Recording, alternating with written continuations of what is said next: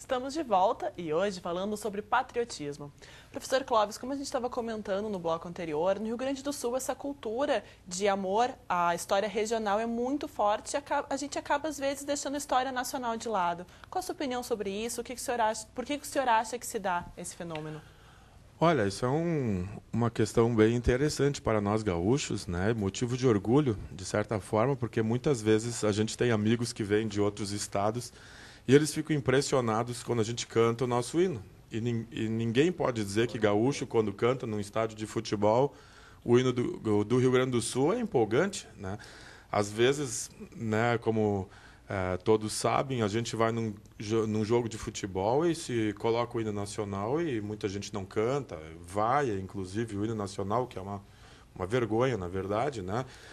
E quando entra o hino nacional, o hino gaúcho, né, o hino rio-grandense, o pessoal canta e se emociona, né? E alguns berram junto, né? Porque não cantar já é pouco demais, né? Tão emocionados.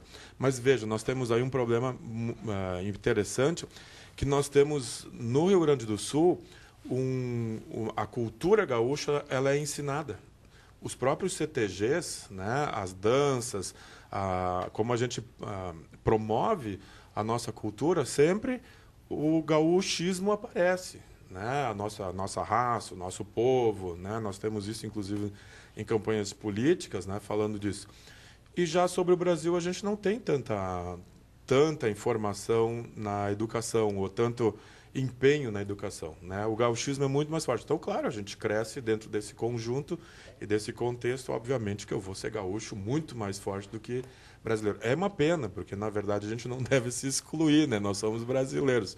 E essa é uma questão que a gente tem que realmente retomar na educação, com certeza. É isso que o senhor comentou, professor Orson. Como é que as escolas trabalham o patriotismo nacional? Não só o gaúcho, que a gente já sabe que tem esse ensinamento, mas o nacional. Como é que as escolas trabalham isso? Que a gente sabe que hoje os desfiles não são mais obrigatórios, né? E mesmo assim as escolas vão e participam.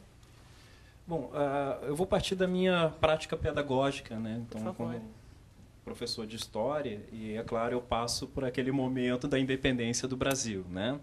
E lá no livro didático, então eu vou, enfim, fazer aqui uma reflexão a respeito de um quadro, tá? Que é clássico, que é o quadro do Grito do Ipiranga, onde nós temos ali no centro, né, a figura de Dom Pedro I, com todo o seu grupo político e econômico, né, e ao redor, meio que dando suporte, né, aos militares, e escanteado lá, olhando a cena, sem entender o que está acontecendo, um sujeito carregando o carro de boi que pode ser representado ali o povo. Esse quadro nos diz alguma coisa, que até o momento, o que foi apresentado pelos livros de história, enfim, pela elite brasileira, foi o triunfo de um determinado grupo social, né? E o grupo mais importante, né, a população, o povo ficou escanteado.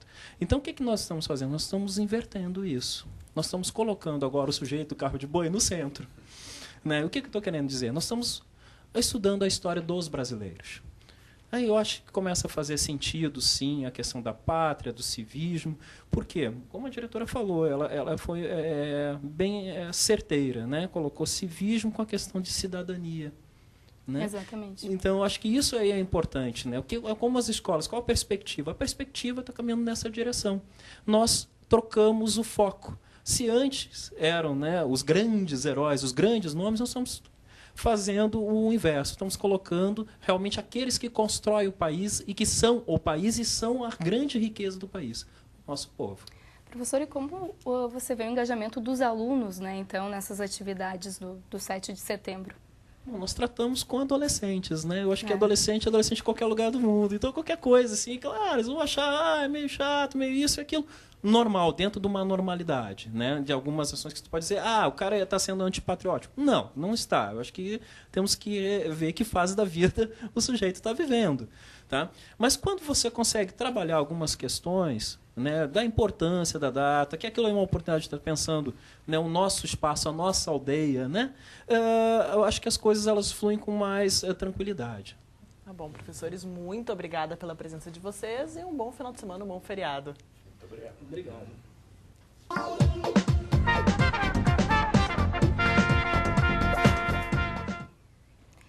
Eleições 2012. O Conselho Municipal de Saúde de São Leopoldo convidou os candidatos à prefeitura da cidade para uma reunião, onde serão discutidas políticas públicas para a área da saúde, metas e prioridades para a administração municipal nos próximos 4 anos. No dia 10 de setembro, segunda-feira, a reunião será com o candidato Aníbal Moacir da Silva, do PSDB. No dia 17 de setembro, o Conselho se reúne com o candidato Fernando Hering, do PPS.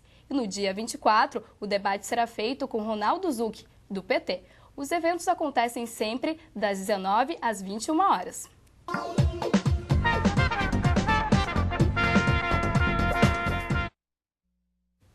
No próximo bloco, confira na agenda cultural as dicas que o Conexão separou para você aproveitar bem o final de semana.